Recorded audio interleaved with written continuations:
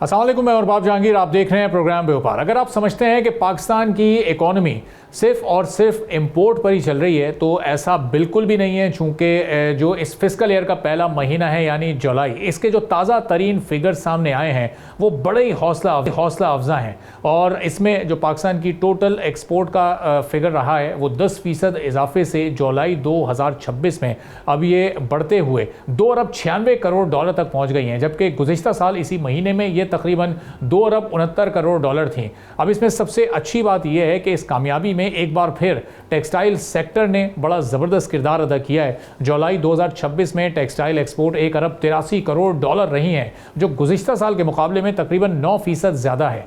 अब इस वक्त पाकिस्तान की ओवरऑल एक्सपोर्ट में टेक्सटाइल का हिस्सा तकरीबन 62% हो गया है, यानी हर $100 की एक्सपोर्ट में से तकरीबन $62 सिर्फ टेक्सटाइल से आते हैं। लेकिन ज़ाहिर है हर तस्वीर का एक दूसरा रुख भी होता है और वो भी बहुत अहमियत का हामिल होता है। पाकिस्तान टेक्सटाइल एक्सपोर्टर एसोसिएशन का ये कहना है कि इसके बावजूद कि एक्सपोर्ट में इजाफा खुशाइंद है, मगर इंपोर्ट की बढ़ती हुई रफ्तार भी तशवीशनाक है।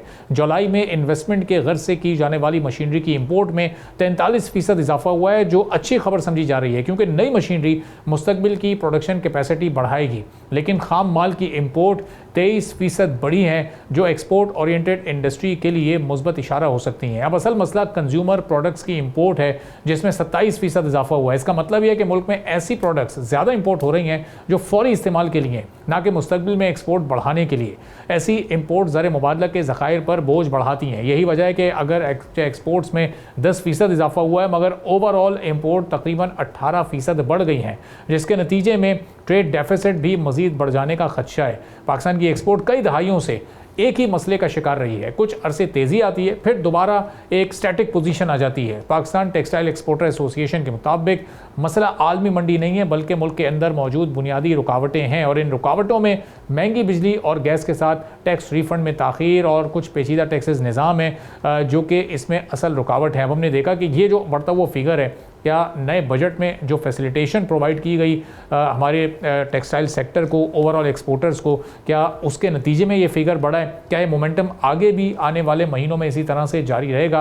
ये सवाल हम रखेंगे हसन शफकात जो CEO हैं पाकिस्तान टेक्सटाइल काउंसिल के, हमारे साथ मौजूद हैं। हसन साहब, बहुत शुक्रिया प्रोग्राम के लिए, आपने वक्त निकाला। अब ये नया फिस्कल ईयर शुरू हुआ, पहले ही महीने हम देख रहे हैं ऑलमोस्ट $3 अरब को हमारी टोटल एक्सपोर्ट टच कर रही हैं, जिसमें 60% से भी ज़्यादा शेयर टेक्सटाइल इंडस्ट्री का है, टेक्सटाइल एक्सपोर्ट का है। तो एक बड़ा बेहतर आगाज़ है।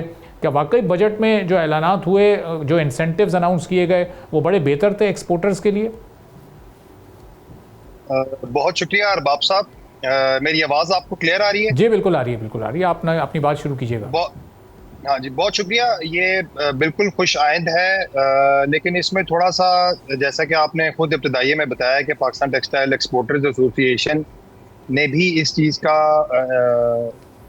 हाईलाइट किया है कि हमें जो इंपोर्ट्स इंक्रीज कर रही हैं उस स्पीड से हमारी एक्सपोर्ट्स इंक्रीज नहीं कर रही।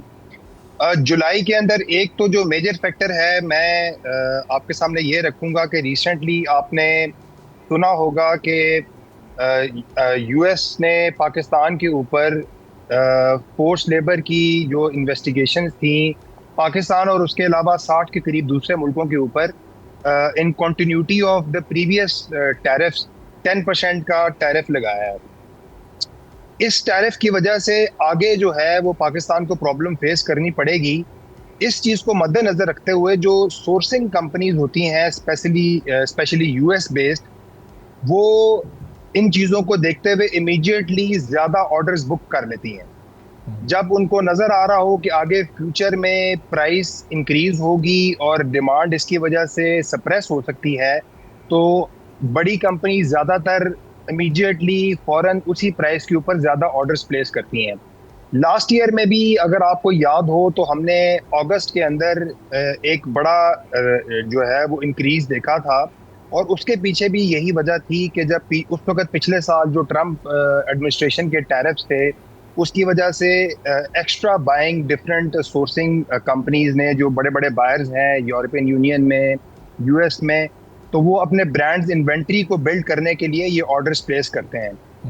लेकिन इसका हरगिज़ मतलब ये नहीं है कि जो इस दफ़ा फेडरल गवर्नमेंट ने बजट के अंदर तमाम तर कंट्रोल्स के बावजूद, फिस्कल स्पेस ना होने के बावजूद, हमारी बातों को अंडरस्टैंड किया है, एक्सपोर्ट डेवलपमेंट सरचार्ज को ख़त्म कर दिया जो कि 0.25 ऑफ टोटल टर्नओवर था। जो एडिशनल एडवांस टैक्स था 1% का, उसको ख़त्म करके मिनिमम टर्नओवर टैक्स को 1.25 पे ले गए हैं। तो ये 0.25 एक तरफ और 0.75 तकरीबन 1% का हमें लिक्विडिटी के अंदर स्पेस मिली है, और जो इमीडिएट कैपिटल रिक्वायरमेंट होती हैं इससे हमें थोड़ा सा ब्रीदिंग स्पेस मिलेगी। अगर हम इस वक्त कुछ और इश्यूज हैं कंप्लायंस से रिलेटेड, लेबर से रिलेटेड, जिसमें EOBI भी शामिल है, हम गवर्नमेंट के साथ डिस्कस कर रहे हैं। उम्मीद है गवर्नमेंट चूंकि खुद एक्सपोर्ट लेड ग्रोथ चाहती है, तो आई होप कि ये ट्रेंड आगे कंटिन्यू करे, और हम इंशाल्लाह इसमें पूरी गवर्नमेंट को सपोर्ट करेंगे, और जहाँ जहाँ हमें उनकी सपोर्ट की ज़रूरत होगी हम उनसे रिक्वेस्ट करेंगे कि वो हमें हेल्प करें। सही। अब हसन साहब, ये ज़ाहिर है इस वक्त तो वो हालात हैं, पिछले 4-5 महीनों से गल्फ़ की सिचुएशन भी सबके सामने है, दुनिया की इकॉनमीज़ भी इस वक्त एक ज़ाहिर एक नए फेज़ से गुजर रही हैं, जो जंग की इस वक्त कैफियत रही है। अब आहिस्ता आहिस्ता हालात बेहतर हो रहे हैं, तो इस मुश्किल वक्त में ये फ़िगर हासिल करना, और इसका मतलब पोटेंशियल हमारी टेक्सटाइल सेक्टर में भी है, पोटेंशियल हमारे ओवरऑल एक्सपोर्ट सेक्टर में भी है, तो इसीलिए हम ये आलमी डिमांड को पूरा करने के काबिल हो सकें, चाहे उन्होंने ओवर ऑर्डर कर दिए या जो भी सूरत हाल रही, तो ये इस मोमेंटम को हम फिर आगे बरकरार रख सकेंगे जैसे जैसे ग्रेजुअली हालात बेहतरी की तरफ जाएंगे। आप बिल्कुल ठीक फरमा रहे हैं। असल में जो आप अगर ट्रेंड देखें तो पिछले सालों में भी हम जब टेक्सटाइल की एक्सपोर्ट्स की मैं स्पेसिफिकली बात कर रहा हूँ, टेक्सटाइल एक्सपोर्ट्स जो है वो सीजनल एक ट्रेंड फॉलो करती हैं। जब आप उनके अमेरिका में या यूरोप के अंदर जब विंटर वेकेशंस के अंदर क्रिसमस होती है या बड़ी सेल्स लगती हैं, तो उस टाइम के ऊपर आप देखेंगे कि हमारा भी उसके साथ मैच करता है कि पाकिस्तान की एक्सपोर्ट इंक्रीज करती है। उसी तरीके से जहाँ जहाँ मुस्लिम आबादियाँ हैं वहाँ पे ईद और इस किस्म के दूसरे जो बड़े त्यौहार होते हैं उसके ऊपर भी डिमांड जो एक्सपोर्टर टेक्सटाइल एक्सपोर्टर कंट्रीज की इंक्रीज करती है। इस वक्त जैसा कि मैं आपको बता रहा हूँ, ये वॉर की वजह से चूंकि हम लोग ऑलरेडी रूट वो फॉलो नहीं कर रहे थे, हमारा जो रूट था वो केप ऑफ गुड होप से होता हुआ अफ्रीका के नीचे से हम मूव करके यूरोप को और अमेरिका को अपने एक्सपोर्ट्स लेके जा रहे थे, क्योंकि रेड सी के अंदर भी हुतीज का इशू था और हरमोज भी आपको पता है कि क्लोज थी। तो इस जंग की फ्लक्चुएशन की वजह से लीड टाइम तो हमारा बड़ा है, यानी कि जो चीज़ पहले अगर 20 दिनों में वहां पहुंच रही थी तो अब वो 40 से 50 दिनों के करीब वहां टाइम ले रही है पहुंचने में। इससे हमारी कॉस्ट भी बढ़ी है, लेकिन हमारे एक्सपोर्टर्स ने इस कॉस्ट को एब्जॉर्ब किया है ताकि हमारे ऑर्डर्स जो हैं वो डिक्रीज ना हो। तो अगर गवर्नमेंट हमें सपोर्ट करे, इंशाल्लाह ताला हम इन ऑर्डर्स और इन मोमेंटम को बढ़ाने की कोशिश करेंगे। गवर्नमेंट ने ऑलरेडी काफ़ी पॉजिटिव स्टेप्स लिए हैं। इंशाल्लाह अगर कुछ छोटे मोटे कुछ इश्यूज रह गए हैं उनको हम रिजॉल्व कर लें तो we can get this number जिसको आप प्रेडिक्ट कर रहे हैं। सही। अच्छा, अभी रिसेंटली हमने देखा जो रेडीमेड गारमेंट्स हैं उनके पिछले साल के जब फिगर्स सामने आए तो वो भी पिछले 10 साल के मुकाबले में अब डबल से भी ज़्यादा हो चुके हैं, और $4 अरब से ज़्यादा एक साल में उनका ये फिगर सामने आया। तो ये वैल्यू एडेड टेक्सटाइल पर भी इसका मतलब कि अब पहले से बेहतर काम हो रहा है as compare to raw material export? Sir, उसमें इस तरीके से है कि पाकिस्तान के अंदर टेक्सटाइल एंड अपैरल सेक्टर में स्पेसिफिकली बड़ी एक स्ट्रक्चरल चेंज आई है, जिसके अंदर हुआ ये कि पहले आज से 20 साल पहले 30 साल पहले हम लोग यान, धागा, फैब्रिक, कॉटन इस तरह की चीज़ें एक्सपोर्ट कर रहे थे। इंडिया और चाइना का कॉस्ट कंपटीशन की वजह से दुनिया में उन्होंने यान की मार्केट और फैब्रिक की मार्केट को बिल्कुल टेक ओवर कर लिया है।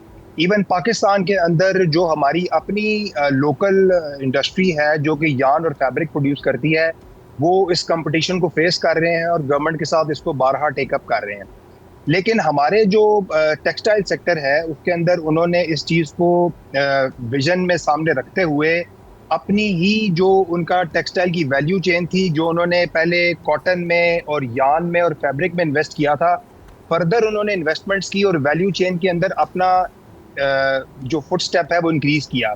और अब जो है वो अल्हम्दुलिल्लाह जैसा कि आप बता रहे हैं कि इस वक्त जो पाकिस्तान से टेक्सटाइल एंड अपैरल एक्सपोर्ट हो रही है उसमें 80% वैल्यू एडेड माल जा रहा है और सिर्फ 20% जिसमें मेजर शेयर कॉटन का है और यान जा रही है। तो हमें इसके अंदर अगेन जो हमारे यार्न सेक्टर के और फैब्रिक सेक्टर के इश्यूज हैं उनको हाईलाइट करने की ज़रूरत है, क्योंकि ये भी हमारी स्ट्रेंथ है कि हमारा जो फास्ट मूविंग फैशन को कवर करने के लिए अगर हमारे अपने मुल्क के अंदर रॉ मटेरियल्स अवेलेबल हों तो हम ज़्यादा जल्दी उनको उसमें वैल्यू ऐड करके उसको फैब्रिक में आगे गारमेंट्स में कन्वर्ट करके बाहर एक्सपोर्ट कर सकते हैं। तो इनके जो इश्यूज हैं उसके लिए भी हम गवर्नमेंट से बात करते हैं। उसके अंदर ज़ाहिर है मेजर जो एक कंसर्न है वो एनर्जी का है। गवर्नमेंट ने उसको रिजॉल्व भी किया है और इंशाल्लाह ताला इसको हम फर्दर इम्प्रूव होने की उम्मीद भी रखते हैं। लेकिन value added is the future इंशाल्लाह, उसमें बड़ी तेजी के साथ टेक्सटाइल सेक्टर आगे बढ़ रहा है। ठीक है, बहुत बहुत शुक्रिया। हसन शफकात साहब, CEO पाक काउंसिल, हमारे साथ मौजूद थे, गुफ्तगू आपने सुनी। तो अब एक बड़ा बेहतर आगाज़ इस फिस्कल ईयर का हुआ है, जहां पहले महीने तकरीबन $3 अरब की एक्सपोर्ट हुई और उसमें फिर टेक्सटाइल सेक्टर जो कि पिछले काफ़ी सालों से मुश्किलात का शिकार था, उसने भी सबसे मेजर और कलीदी किरदार अदा किया। अब देखना ये कि आगे मोमेंटम कैरी फॉरवर्ड होता है या नहीं, और इस साल के आखिर तक यानी जब फिस्कल ईयर ख़त्म होता है तो हम अपनी ओवरऑल एक्सपोर्ट्स को कितना बढ़ाने में कामयाब हो पाते हैं। एक ब्रेक लेते हैं, ब्रेक के बाद वापस आएंगे, एक और अहम मौजू पर बात करेंगे। एक बार फिर आपको प्रोग्राम में खुशामदीद कहेंगे। अगर पाकिस्तान अपने ही पुराने तेल के कुओं से ज़्यादा तेल निकालने लगे तो क्या अरबों डॉलर के इंपोर्ट बिल में कमी आ सकती है? ये सवाल इस वक्त ज़ेर बहस है, क्योंकि OGDCL ने कनाडा की कंपनी सिनर्जेटिक ऑयल टूल के साथ एक अहम मुआहदा किया है। अब मकसद नए ज़खायर तलाश करना नहीं है, बल्कि मौजूदा हैवी ऑयल के कुओं से ज़्यादा पैदावार हासिल करना है, चूँकि वक्त का तकाजा भी है। OGDCL पाकिस्तान की सबसे बड़ी ऑयल एंड गैस कंपनी है। मुल्क की तकरीबन 49% खाम तेल के अलावा 28% कुदरती गैस और 34% LPG भी पैदा करती है। लेकिन एक हकीकत यह भी है कि फिस्कल ईयर 2025 में कंपनी की यौमिया खाम तेल पैदावार 33,000 बैरल से कम होकर तकरीबन 31,000 बैरल रह गई है, यानी पुराने कुओं की पैदावार मुसलसल कम हो रही है। और अब इसी चैलेंज से निपटने के लिए कनाडा की पैसिव एनर्जी टूल टेक्नोलॉजी मुतारिफ कराई जा रही है। ये टेक्नोलॉजी बिजली इस्तेमाल नहीं करती, बल्कि कुएं के अंदर तेल के बहाव को बेहतर करने के साथ पैराफिन और स्केल जैसी रुकावटें कम करने के अलावा केमिकल्स के इस्तेमाल में कमी लाने और फिर बार बार रिपेयरिंग की ज़रूरत को कम करने के लिए तैयार की गई है। अब यहाँ पर यह बात भी समझना बहुत ज़रूरी है कि इस मुआहदे में अभी कहीं भी ये नहीं बताया गया कि कितने कुओं पर यह टेक्नोलॉजी लगेगी, कितनी इन्वेस्टमेंट इस पर होगी, या फिर रोज़ाना कितने इजाफी बैरल तेल हासिल होगा, जो कि सबसे अहम बात है। अब इसलिए अभी ये कहना भी क़ब्ल वक्त होगा कि पाकिस्तान की तेल की पैदावार में इससे कोई बड़ा वाज़े जंप आएगा या फिर नहीं। कुछ एक्सपर्ट्स के मुताबिक अगर इस टेक्नोलॉजी से सिर्फ 1000 बैरल यौमिया इजाफी तेल भी हासिल हो जाए तो ये OGDCL की पैदावार में तकरीबन 3% इजाफा होगा। लेकिन पूरे पाकिस्तान की इंपोर्ट की हम सूरत हाल देखें तो उस ज़रूरत में ये आधे फीसद का सिर्फ वॉल्यूम रखता है। तो अगर कामयाबी बहुत ज़्यादा भी रही तो 5000 बैरल यौमिया इजाफा हुआ, तब भी इंपोर्ट में कमी 3% से कम ही रहेगी। लेकिन बहरहाल ये एक नंबर तो मौजूद है। अब पाकिस्तान इस वक्त अपनी ज़रूरत का ज़्यादातर खाम तेल बैरून मुल्क से इंपोर्ट करता है। गुज़िश्ता बरस भी हमने देखा कि सिर्फ खाम तेल की इंपोर्ट पर $4 अरब से ज़्यादा खर्च हुए, जबकि पेट्रोलियम प्रोडक्ट्स का कुल इंपोर्ट बिल अब $8 अरब से भी तजावुज़ कर गया है। इसलिए हुकूमत और OGDC नई दरियाफ्तों के साथ साथ पुराने कुओं की कारकर्दगी को भी बेहतर बनाने पर इस वक्त पूरी तरह से काम कर रहे हैं। अब ये भी यहाँ पर याद रखने वाली बात है कि OGDC ने हालिया बरसों में इलेक्ट्रिकल पंप्स नस्ब करके बाज़ कुओं से 3170 बैरल यौमिया इजाफी पैदावार हासिल की थी। नई कैनेडियन टेक्नोलॉजी इन कोशिशों की जगह तो ज़ाहिर नहीं लेगी, बल्कि उनकी कारकर्दगी को मज़ीद बेहतर बनाने की कोशिश करेगी। अगर आने वाले महीनों में OGDC की तरफ से स्टैटिस्टिक्स जारी होते हैं कि कुओं की पैदावार कितनी बढ़ी, इसके अलावा मेंटेनेंस अखराजात कितने कम हुए और केमिकल्स की कितनी बचत हुई, तभी इस मुआहदे के बारे में वाज़े अंदाज़ा हो सकेगा कि ये कितना कामयाब है और पाकिस्तान के इम्पोर्ट बिल पर इसका कोई वाज़े असर होता भी या नहीं। अब इसके इम्कानात कितने कि ये कितना इम्पोर्ट बिल कम कर सकेगा या कितनी पैदावार को ये बेहतर कर सकेगा, क्योंकि अगर ये कामयाबी मिलती है इस मंसूबे में तो फिर दीगर कंपनीज भी इस तरह की टेक्नोलॉजी से इस्तेफादा हासिल कर सकेंगे। तो अब इस पर हम बात करेंगे। अब्दुल हन्नान साहब ग्लोबल माइनिंग एक्सपर्ट हैं, हमारे साथ मौजूद हैं। बहुत शुक्रिया अब्दुल हन्नान साहब, प्रोग्राम के लिए आपने वक्त निकाला। हम देख रहे हैं कि कोई बहुत बड़ी मेजर डिस्कवरीज इस वक्त नहीं हो रही हैं ऑयल की, लेकिन जो ऑलरेडी पुराने कुएँ हैं उन पर OGDC काम करना चाहता है, उसकी पैदावार को बढ़ाना चाहता है। तो अमली तौर पर ये आपको मुमकिन नज़र आ रहा है, ये इम्कानात हैं कि पैदावार बढ़ सके? बहुत शुक्रिया अरबाब। देखिए, सबसे पहले हमें ये समझना पड़ेगा कि पाकिस्तान में जो स्टेट ओन एंटरप्राइजेज हैं जिसमें ओजीडीसी सिर्फ फहरिस्त है, और ये तकरीबन 1,66,000 barrel equivalent per day national grid में डेली सपोर्ट कर रहा है। इस तरह 49% टू 50% जो हमारा डोमेस्टिक क्रूड ऑयल प्रोडक्शन है वो ओजीडीसी ब्रिंग अबाउट कर रहा है। इसी तरह जो हमारी एलएनजी का इक्वल है या नेचुरल गैस है, वो ये तमाम जो कमोडिटीज हैं, it is supplied by the OGDC. अब आपको बताता चलूं कि बेसिकली पाकिस्तान में जो हाइड्रोकार्बन की डिस्कवरीज हैं या जो ये फील्ड्स हैं, ये आज से नहीं है, ये 18 सेंचुरी से हैं। और जो फर्स्ट वेल था पाकिस्तान में 1915 में खोड़ ऑयल वेल था। और हमारा जो एरिया है, बाबा बताते रहो, जो ये पोटोवार एंड कोहाट के एरिया है, यहाँ पे वो फील्ड्स मौजूद हैं ऑयल की जो कि बहुत पुरानी है, जिसमें धुलियान 1935 से 1937, उसके बाद उसमें नए वेल्स हुए, जॉयमीर है, तूत है, म्याल है। ये वो फील्ड्स हैं जो कि अर्ली 90s में डिस्कवर हैं। उसके बाद ओजीडीसी का नेक्स्ट फेज आया जिसमें 1990 के बाद की डिस्कवरीज हैं, मिस्सा, कसवाल, पारीवाल, म्याल। अब ये वो तमाम फील्ड्स हैं जहाँ पे जो हाइड्रोकार्बन है उसकी जो डेंस स्पेसिफिक ग्रेविटी है या जिसको विस्कोसिटी कहते हैं बहुत ज्यादा है। हम्म। आमतौर पे होता ही है कि जब ये ऑयल एक्सट्रैक्ट करते हैं तो नीचे जमीन के अंदर फॉर्मेशन में एक प्रेशर होता है जिसको फॉर्मेशन प्रेशर कहते हैं। तो जब हम ड्रिल करते हैं तो हाइड्रोकार्बन अपने प्रेशर के तहत ऑटोमेटिकली सरफेस पे आ जाते हैं। अब जब उन वक्त गुजरने के साथ वो पैसेज कम होता है तो हम एक एक्सटर्नल ड्राइव मैकेनिज्म यूज करते हैं। बज़ा औक़ात ये होता है कि जो क्रूड ऑयल है इसकी डेंसिटी या विस्कोसिटी बहुत ज्यादा होती है, जिसको हम एपीआई वैल्यू में कहते हैं, उसकी एपीआई वैल्यू ज्यादा है। हम्म। तो उसको ऊपर लाने के लिए बहुत ज्यादा कैपेक्स इन्वॉल्व करना पड़ता है। इसमें ओजीडीसी के जो वेल है, खासकर धुलियान है, तूत, जोएमीर, बलकसर, खौर, म्याल, ये वो फील्ड्स हैं जो कि काफी पुरानी फील्ड्स हैं। और ओजीडीसी ने वक्त गुजरने के साथ साथ यहाँ पे काफी ज्यादा इन्वेस्टमेंट की, टेक्नोलॉजी को यूज किया, और हमारे ये हाइड्रोकार्बन जनरली डिप्लीट हो रहे हैं। सो न्यू टेक्नोलॉजी के साथ ये फायदा होता है कि हम जो रिमेनिंग हाइड्रोकार्बन्स एक खास डेप्थ में पड़े हैं, 10,000 फुट पे, 12,000 फुट पे, तो उसको ऊपर लाया जाए। अगर हम किसी एक्सटर्नल केमिकल को यूज करते हैं तो उसका एक वे आउट ये होता है कि उन केमिकल से ऑयल की जो क्वालिटी है वो डिटेरियोरेट होती है। हम्म। तो ये जो क्वालिटी है इस केस में, इसमें बेसिकली ऑयल की जो क्वालिटी वो डिटेरियोरेट नहीं होगी। इसमें बेसिकली वाइब्रेशन टूल है जो कि क्रूड ऑयल के केमिकल स्ट्रक्चर को चेंज करेगा, वो थिन होगा, और थिन होने के साथ लेक्स कैपेक्स के साथ ये जो हाइड्रोकार्बन हैं इसको हम नेचुरल सिस्टम में शामिल कर सकते हैं। ठीक। तो अब अदनान साहब, ये जो टेक्नोलॉजी इस वक्त हम यूज़ करने जा रहे हैं, ओजीडीसी इसको यूज़ करने जा रही है, और ज़ाहिर इसका मकसद ये है कि प्रोडक्टिविटी को बढ़ाया जा सके। तो ये टेक्नोलॉजी कुछ बड़े ममालिक में जो ऑयल प्रोड्यूसिंग कंट्रीज़ हैं उनके बड़े प्रोजेक्ट्स में यूज़ हो रही है, यानी इसके रिजल्ट्स पहले सामने आ चुके हैं, एक ट्रैक रिकॉर्ड इसका मौजूद है? बिल्कुल अरबाब, आपको बताता चलूं कि बेसिकली क्रूड ऑयल दुनिया में जो जियोलॉजिकल बेसन्स होते हैं उस पर डिपेंड करता है कि crude oil lighter crude oil है या क्रूड ऑयल हमारे पास हैवियर क्रूड ऑयल है। फॉर एग्जांपल रशिया है, कनाडा है, यहाँ का जो क्रूड है उसकी एपीए वैल्यू बहुत ज्यादा होती है। पाकिस्तान में जो क्रूड ऑयल आ रहा है गल्फ कंट्री से, यहाँ पे क्रूड ऑयल वो लो विस्कस ऑयल होता है।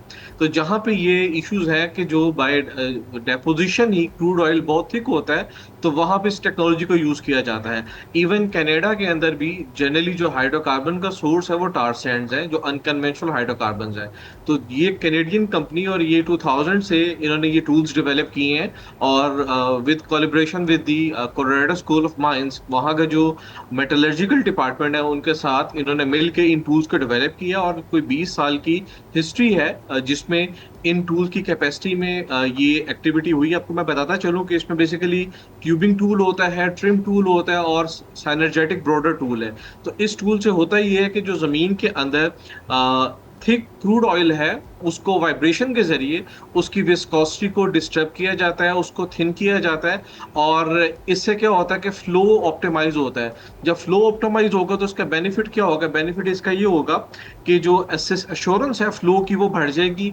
हमारे जो डाउन टाइम है, कि जो टाइम लगता है क्रूड ऑयल को 10,000 फुट से सरफेस पर लाने के लिए, उसमें कमी आ सकती है, ऑपरेटिंग कॉस्ट कम हो सकती है। और इसका दूसरा फायदा ये है कि हमारा जो ऑपरेशन है सारा पैसिव है, इसमें कोई एक्सटर्नल सोर्स यूज नहीं होगा, कोई केमिकल यूज नहीं होगा। तो ओजीडीसी ने बड़े राइट टाइम पे ये डिसीजन लिया है। देखें, अभी पूरे पाकिस्तान में हम ऑफशोर की तरफ काम कर रहे हैं, हम लोअर सिंध में काम कर रहे हैं, oil and gas companies cohort में काम कर रही है और कोहार्ट में बहुत बड़ी डिस्कवरी बरगज़ई वेल था। तो इस तरह की सस्टेनेबल चीज़ों को यूज़ करते हुए मेरा ख्याल है कि आने वाले टाइम में जो स्मॉल स्मॉल डिस्कवरीज हैं, ऑप्टिमाइजेशन है, इससे नेशनल ग्रिड में फ़ायदा हो सकता है और डेफिनेटली ये रिजर्व पड़े होते हैं, तो इनको सरफेस पे लाने के लिए या तो हम एक तरीके से बहुत बड़ा कैपेक्स डालें, ठीक है? तो सस्टेनेबल वे ये है कि टेक्नोलॉजी को इस्तेमाल किया। जो जो कैनेडियन कंपनी है, मैं इनकी हिस्ट्री चेक कर रहा था, इन्होंने ग्लोबली काफ़ी जगहों पे और यूएस को बहुत ज़्यादा सर्विसेज दी हैं। सही। तो अब हन्नान साहब, ये जो हम ये सारी टेक्नोलॉजी जो ट्राइड एंड टेस्टेड है पहले ही, ये इंटरनेशनल टेक्नोलॉजीज़ या टूल्स यूज़ करते हैं, तो इनकी कॉस्ट भी फिर ज़ाहिर है बहुत ज़्यादा होती होगी। जितनी इन्वेस्टमेंट इन पर की जाती है वो रिजल्ट्स उतने प्रॉफिटेबल रिजल्ट्स हासिल कर पाते हैं या नहीं? प्रोडक्शन हमारी उस हद तक बढ़ सकेगी चूँकि फिर बड़ी इन्वेस्टमेंट हमारी स्टेक पर होती है? बिल्कुल, क्योंकि अभी तो अरबाब ये पायलट प्रोजेक्ट है पाकिस्तान में। फर्स्ट ये टेस्ट हो गई वेल्स, जिसको ओजीडीसी ने साइन ऑफ किया है विद दिस कैनेडियन फर्म। और जो इनकी सर्विसेज हैं यूएस के अंदर, कनाडा के अंदर, यूरोप के अंदर, तो डेफिनेटली ये कॉस्टली टूल्स होते हैं। लेकिन देखें, जब हम एक ऑयल एंड गैस सेक्टर में एक इनिशियल कैपेक्स होता है और जो कि हमारे थ्रेशोल्ड वैल्यू से कम होता है, सो उसमें ये कॉस्ट सारी इंक्लूडेड होती हैं। और मेरा नहीं ख्याल कि ये इतनी बड़ी कॉस्ट होगी as compare to the size of OGDCL expansion. और जो ओजीडीसी की डेडिकेटेड एफर्ट्स हैं, जो उनके पोर्टफोलियोज हैं, ये सारी चीज़ें नोन होती हैं। और फ़ायदा ये होता है कि डेफिनेटली जब हाइड्रोकार्बन आएंगे तो जो वेल्स हैं वो डिप्लीट नहीं होने चाहिए, दे शुड रिमेन एक्टिव। तो ये कॉस्टली तो जरूर होते हैं इंस्ट्रूमेंट, लेकिन इनकी लॉन्जिटिविटी ज्यादा होती है। तो मेरा ख्याल है कि with the passage of time, right time का राइट डिसीजन है कि इस तरह के टूल्स को, और पूरी दुनिया में ये टेक्नोलॉजी यूज हो रही है। अदरवाइज तो ये होता है कि हम एक नया, आपको बताते चलो पहले क्या होता था, ऐसे वेल्स जिसमें प्रेशर कम हो जाता था तो हम बेसिकली उस वेल के साथ एक और वेल ड्रिल करते थे, पानी को इंजेक्ट करते थे। वाटर क्या करता था कि उस प्रेशर को सस्टेन करता था। तो उस कॉस्ट को अगर कंपेयर करें तो उसके मुकाबले में इन टूल की कॉस्ट कम है। अदरवाइज ट्रेडिशनल वे में हम नेबर वेल ड्रिल करके वहां से स्टीम को या वाटर को इंजेक्ट करते थे उस क्रूड लेवल के, उस रेजर्वर लेवल के ऊपर, और फिर प्रोडक्शन करते थे। और इसमें और बाद में उस वाटर को सेपरेट किया जाता था। इस टेक्नोलॉजी के दो फायदे हैं कि एक तो हमारा इनिशियल कैपेक्स कम है, दूसरा कि हम कोई एक्सटर्नल लिक्विड, कोई केमिकल यूज नहीं कर रहे। इसमें सिर्फ ये होगा, वो जो टूल है वो रेजर्वर लेवल पे जाके, जहाँ पे वो ट्रैप है वहां पे क्रूड की विस्कोसिटी को अल्टर करेगा, जो केमिकल स्ट्रक्चर है, लेटिस है, उसको चेंज करेगा।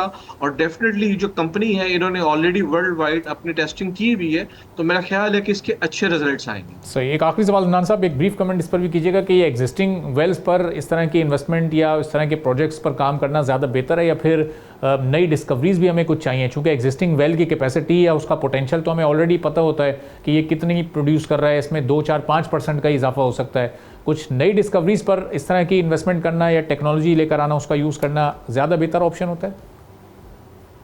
बिल्कुल अरबाब, जो हमारे जितने भी फ्रंटियर बेसन होते हैं, जैसे कोहार्ट है, सिंध का एरिया है, या वजीरिस्तान है, फ्रंटियर बेसन में देखें, वो हम बेसिकली जितनी भी ईएनपी कंपनीज हैं उनके टारगेट्स होते हैं कि फ्रंटियर बेसन पे एक्सप्लोरेशन वो कर रहे होते हैं। लेकिन जो हमारी पुरानी फील्ड्स होती हैं जिसमें हाइड्रोकार्बन मौजूद है, क्योंकि उसमें आपको इतना बड़ा कैपेक्स नहीं चाहिए कि एक जो वेल की कॉस्ट है लाइक $100 मिलियन, आपको वो जो रिक्वायर्ड होते हैं। तो पुराने वेल्स को एक्टिव रखने का फायदा ये होता है कि हमें कोई ना कोई डिस्कवरी मिल रही होती है। जिसकी रीसेंट एग्जांपल कोहार्ट है। कोहार्ट में जो नशपा फील्ड है, जिसमें बरगज़ई वेल जो कि 13 वेल था, वहां से daily production 15,000 barrel per day, जो कि पाकिस्तान की सबसे बड़ी प्रोडक्शन है, जिसको OGDC by the end of this year 30,000 25,000 barrel per day पे ले जाएगा। तो ये देखें, ये सिस्टमाइट चीजें होती है कि वो वेल वही होता है, टेक्नोलॉजी को इस्तेमाल करते हुए हम चीज़ों को ऑप्टिमाइज करते हैं। और जो नीड ऑफ टाइम है वो तो ये है कि जितनी भी पाकिस्तान की स्टेट और एंटरप्राइज कंपनीज हैं वो नए वेल्स को डिस्कवर करें, जिसमें ओजीडीसी अब जो अनकन्वेंशनल रिजर्वायर है, शेल गैस, उसकी तरफ भी जा रहा है, ऑफशोर में भी जा रहा है, और न्यू डिस्कवरीज को भी ढूंढ रहा है। लेकिन इसी के साथ साथ पैरेलल जो हमारी डिप्लीटेड फील्ड है उसको एक्टिव रखने से जरूरी होता है कि बाज़ औक़ात जो ट्रैप होता है उसके साथ एडजॉइनिंग एरियाज होते हैं जहां से हाइड्रोकार्बन्स को मौका मिल जाता है, वो डिटेक्ट हो जाते हैं। तो मेरा ख्याल है कि जो जितनी भी कंपनीज हैं वो इसको एक्टिव रख सकती हैं साथ साथ। ठीक है, बहुत बहुत शुक्रिया अब्दुल्ला नान साहब, ग्लोबल माइनिंग एक्सपर्ट हमारे साथ मौजूद थे। सुनिए, एक ब्रेक लेते हैं, ब्रेक के बाद वापस आएंगे, एक और आम मौजूद पर बात करेंगे। एक बार फिर आपको प्रोग्राम में खुशामदीद कहेंगे। पाकिस्तान में एक बार फिर पेट्रोल की प्राइस बढ़ाई गई और ऐसे मौके पर बढ़ाई गई जब आलमी मार्केट में कीमतें मुसलसल कम हो रही हैं। पाकिस्तान में रोज़ाना पेट्रोलियम मसनूआत की कीमतों का एक निज़ाम नाफिज किया गया है। 2 हफ्ते से ज़्यादा इस निज़ाम को हो चुके हैं और ये 7 दिन का एक एवरेज निकाल कर आलमी प्राइसेस का फिर पाकिस्तान में पेट्रोलियम प्राइसेस रोज़ाना तय की जाती हैं। लेकिन गुज़िश्ता रोज़ जब 4.5 रुपये प्राइस बढ़ाई गई है तो 7 दिनों का अगर आप आलमी एवरेज भी निकालें तो वहाँ पर भी कमी सामने आती है। अब किस बुनियाद पर ये प्राइस बढ़ाई गई, जाहिर है कि इस सवाल का जवाब कोई हुकूमती नुमाइंदा ही आकर दे सकता है। अब आज भी हमने देखा कि न सिर्फ ब्रेंट क्रूड बल्कि WTI की कीमत गिरी है। ब्रेंट क्रूड भी $80 से नीचे जा चुका है और WTI इस वक्त आलमी सतह पर $75 से भी नीचे ट्रेड हो रहा है। तो अब पाकिस्तान में ऑयल प्राइसेस क्यों मुस्तकिल बढ़ती जा रही हैं, यहाँ पर यह कीमत क्यों कंट्रोल में नहीं आ पा रही, इस पर हम बात करेंगे। जुबैर मोतीवाला एक CEO हैं trade development authority of Pakistan के, मारूफ बिजनेसमैन है, हमारे साथ मौजूद हैं। जुबैर साहब बहुत शुक्रिया प्रोग्राम के लिए, आपने वक्त निकाला। अब ये रोज़ाना पेट्रोल की कीमत का तयन हो रहा है। अब इसमें कन्फ्यूजन रहती है कि जब दुनिया में प्राइसेस कम हो रही हैं और लगातार 3-4 रोज से कम हो रही हैं, लेकिन हमारे यहाँ बढ़ती रहती है। एक दिन मामूली सी कम होती है, अगले दिन एक बड़ा जंप आ जाता है। तो अब ये हुकूमत इसको साफ शफाफ क्यों नहीं बना रही इस पूरे अमल को? कल भी कमी होनी थी लेकिन उसमें इजाफा कर दिया गया। आपकी बात बिल्कुल ठीक है। प्रॉब्लम ये है कि पेट्रोलियम की जो इंटरनेशनल मार्केट है उससे हम लिंक्ड है ना, हम ब्रेंट के साथ लिंक्ड है। ब्रेंट जो है ना $80 इससे कम में भी ट्रेड हो रहा है। उसको जो है ना, वो अगर हम सारी चीजों को अगर आप देखो तो जो है ना, मेरी समझ में ये नहीं आता कि हफ्ते भर की एवरेज जब इन्होंने करनी है हफ्ते भर बाद चेंज करें। रोज चेंज करने से लोगों का एतमाद खराब हो रहा है और इनसिक्योरिटी फील होती है कि क्या है भाई, रोज का एक दाम आज का एक दाम, हालांकि भले कुछ फर्क ना हो। तो आप एक हफ्ता, अगर 15 दिन में अगर लेट हो सकता है तो एक हफ्ते का करना चाहिए, इससे ज्यादा का नहीं होना चाहिए। और जब आपकी देखें ये अगर ये प्राइस वहां कम हो रही है और यहाँ जब बढ़ रही है तो इसका ये मतलब नहीं है कि गवर्नमेंट गलत ही कर रही है। ऐसा होता है कि आपकी एवरेज जो रिसीट्स होती हैं, जो आपने जो खरीदे हैं माल, उसकी आपने एवरेज देखनी है, इंटरनेशनल प्राइस को नहीं देखा जाता। तो जो है ना, उस वजह से जो है मैं आपको बता रहा हूँ कि जो है ये और लेकिन एक बात मैं जरूर कहूंगा कि यार बिजनेस कम्युनिटी हो या आम आदमी हो, खास करके जो हमारे मिडिल क्लास तबका जो मोटरसाइकिल चलाता है, उनके लिए बड़ी अजीब बात होती है। पहले वो एक फिक्स पैसे लेके निकलते थे कि 1 लीटर मैंने भराना है आज, वो अब जो है ना कुछ पता नहीं कि आज क्या रेट होगा, कल क्या रेट होगा। इससे बहुत सारी जो है ना प्रॉब्लम्स भी क्रिएट होते हैं और अनसर्टेनिटी आती है। लोगों को जो है ना एतमाद के अंदर जो है ना वो प्रॉब्लम आता है पाकिस्तान के ऊपर, गवर्नमेंट ऑफ पाकिस्तान के ऊपर। तो ये मेरा ख्याल है कि इनका ये स्टेप गलत है।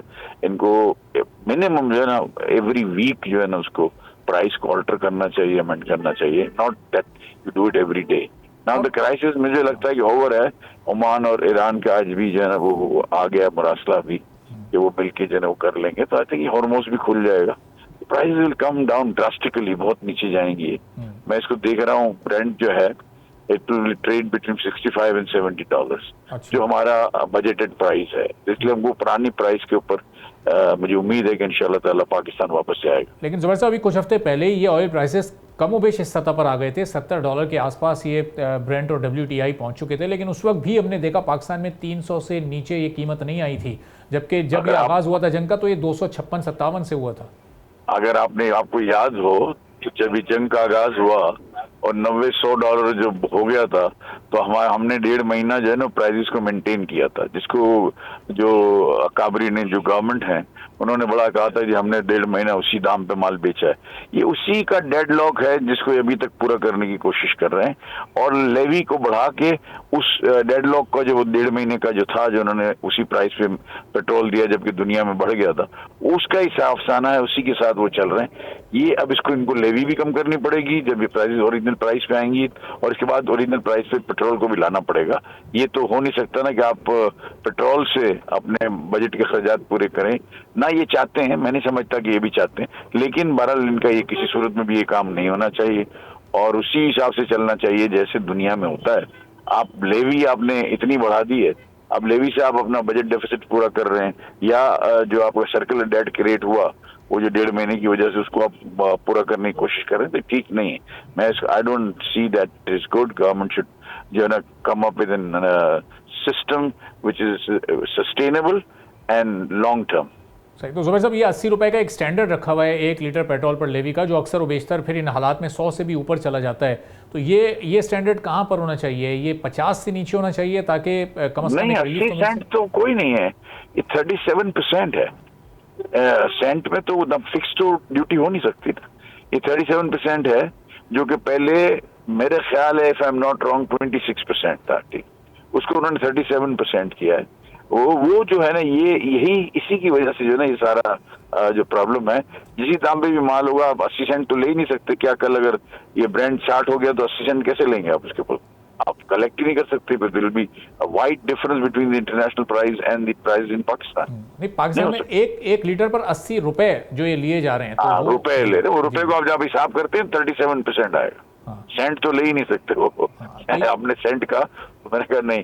तो ये परसेंटेज कितनी नीचे ले जा सकती है? हुकूमत के पास कितना इस वक्त फिस्कल? पुरानी परसेंटेज पे उनको आ जाना चाहिए, जिस परसेंटेज पे उन्होंने बजट बनाया, इसमें और कोई तो बात ही नहीं है। इसमें क्या कोई थोड़ी, जब आपने बजट बनाया है अगले साल का, उसके अंदर आपने एक लेवी की परसेंटेज रखी है, उसी की कैलकुलेशन से आप जो है ना पेट्रोल इंपोर्ट कर रहे हैं, उसको आपने मेंटेन करना है। और तो इसमें कोई रॉकेट साइंस तो कोई भी नहीं है। आपको वापस पुरानी परसेंटेज पे, पुराने कलेक्शन पे भी जाना पड़ेगा लेवी के, और प्राइजेस को भी डाउन करके इनको देना पड़ेगा। और गवर्नमेंट से मेरी अपील है कि रिलीफ पब्लिक को चाहिए।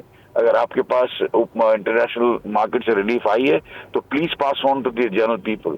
It is hard time that we should now facilitate the people of Pakistan. और एक आखिरी सवाल जुबैर साहब, ये रिलीफ की आपने बात की, तो एक रिलीफ स्कीम गवर्नमेंट लेकर आई थी, सब्सिडी दे रही थी बाइक वालों को, रिक्शे वालों को, ट्रांसपोर्टर्स को 100 रुपये पर लीटर के हिसाब से। तो आप समझते हैं कि ये बेहतर वक्त है कि उसका दोबारा 1-2 महीनों के लिए आगाज कर दिया जाए, या फिर रिलीफ अक्रॉस द बोर्ड सबके लिए होना चाहिए? नहीं, अक्रॉस द बोर्ड आ जाएगा ना। अब तो मतलब ये कि देयर इज नो क्वेश्चन। आपका ये प्राइस अगर ये $70 के अंदर चला गया ब्रांड का, तो we will have the previous prices, जिसके अंदर आपकी चाहे रिक्शा वाला हो चाहे वो, everybody will benefit out this. ऐसा तो नहीं है कि एक तबका ही बेनिफिट करेगा या वो करेगा। अच्छा किया गवर्नमेंट ने बहुत कि इन लोगों को 100 रुपए पर लीटर की वो दी थी।